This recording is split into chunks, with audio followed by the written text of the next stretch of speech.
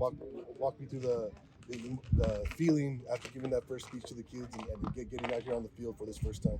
Well, you just get excited to watch the guys. I mean, you work so hard from the end of August till, really till now, and you want to get going with the team stuff. Now you're getting more team oriented, trying to get pitch counts up, trying to let guys compete to find out where they're going to pitch in the rotation.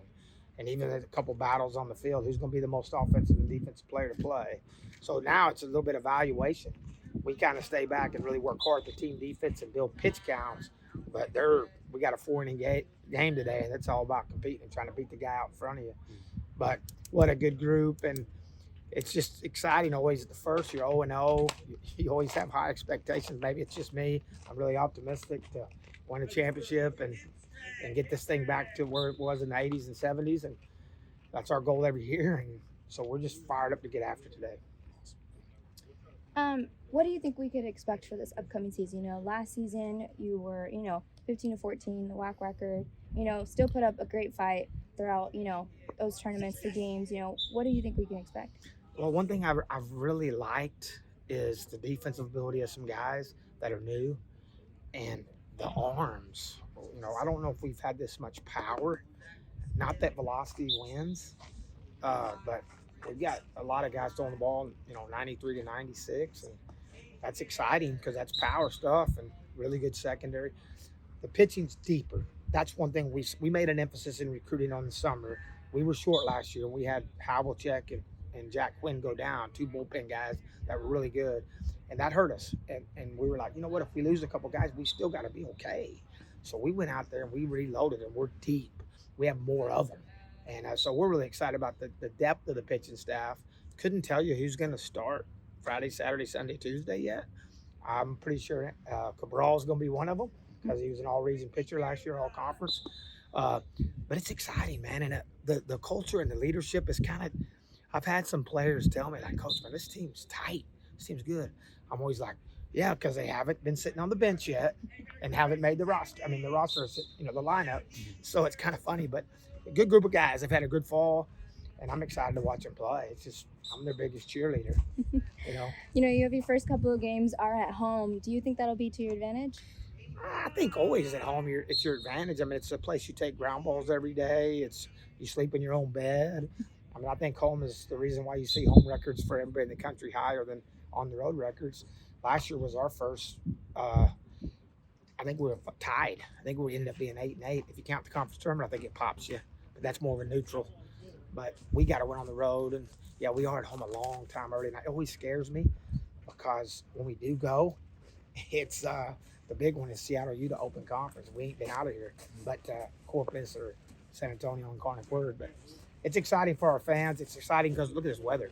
And we were talking in the dugout, who's got better weather? They go, I know USC's got good weather. And somebody's like, University of Miami. Okay, that's fine. But you want to name the other 290 that don't have as good a weather as we have? So we're just excited to be out here, the weather being great. Just got to stay healthy, and we got to outwork people. And through the off season, who are some of the guys that you've seen either new to the program or guys who maybe were on the bench last year who are going to step into new roles who you expect good things from this upcoming season? Well, I think Damian Rodriguez was a spot guy that didn't get to play a lot last year that's winning the center field spot right now, an electric base runner, electric arm. He's had a good couple of weeks before, individuals. He's exciting. I think the corner guys our middle guys are the same, Isaac and York, but the corner guys with C.J. Valdez and even the freshman from El Paso, Easton Mumaw, and then this first baseman with Armani, who didn't play, he redshirted last year. He's the El Paso High School Player of the Year. We have 2 guys on the corners. Last year was the High School Player of the Year, and the year before High School Player of the Year in El Paso. They're both in here. I think the first baseman, Martin, transfer. He's from Sherryland, but he's from Alvin Junior College. I think he's a special player. He's been one of my favorite guys to watch, defensively, offensively, teammate. So, I mean, I'm excited. The corner, Hank's a big guy for us. Hank Warren didn't play much last year. He was third base, kind of caught up in personnel, moved into the outfield, has looked unbelievable on defense, and boy, he's hitting. So that's going to be a really big guy to watch that could really put together a big year. But pitching is what it is. I mean, it's the Tyler Valdez, it's the Havliceks, it's the Chalman being better. It's the same old, but we're definitely deeper. The Sanchez, Bonilla, holy cow. 2 guys from El Paso, Las Cruces that are throwing it. Lemus, 95 with some sink. He's pitcher of the week last week, punched the side in his 1 inning. So I mean, we're excited. Like I said, we're 0-0. Our ERA's so we're all fired up right now. And the game will always change that. And that's what you got to do a good job as a team and a staff of not letting the ups and downs change you. Be the same guy every day. Come out here with energy and attack the day. Don't worry about the results. We get so caught up in results. And the results make you so mad. Get you in a bad mood. But I try not to do that. But we're excited, man.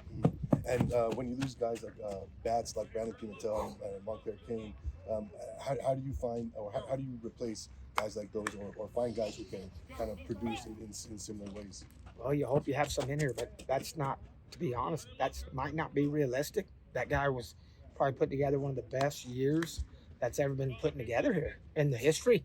You might even go back to the 70s and Ogletree days. That's a 405 average with 19 pumps and hitting in the middle of the order, and everybody knows who he is, and he still does it. You know, that guy's a special player, but I always am optimistic. I think Martin's going to be a phenomenal hitter and a phenomenal first baseman. Is he going to hit 19 homers and hit 405? I'd hate to put that kind of pressure on him, but I think he's going to be a great player in this conference. Got it, Coach. And then when you look at the pitching staff, obviously Angelo did some really good things last year. How does he grow from what he did last year and take charge kind of in that? Well, what we noticed from him is, he had never been a starter in junior college. He hadn't logged a lot of innings, and he logged a ton. He was a starter week 1 and a starter in the conference tournament. And he won that game, first game, and he won the last game. But it was a lot for him. He was 88 late in the year. This year he's been 94 to 96. I think he's bigger. I think he's been through a year now. I think he's going to be more ready for that much distance of 90 innings, 85, 90 innings, because his velo's higher. Breaking balls is breaking ball. He knows breaking ball's great. But I think he's more ready. I think experience always helps everybody. And he had an experience. He finally got to play. He didn't play a lot until last year. So I'm excited about him. Can I say he's a Friday guy yet? Probably not, but I might hear in about a week because he's deserved it. Awesome. That's all for me. That's all for me. Thanks.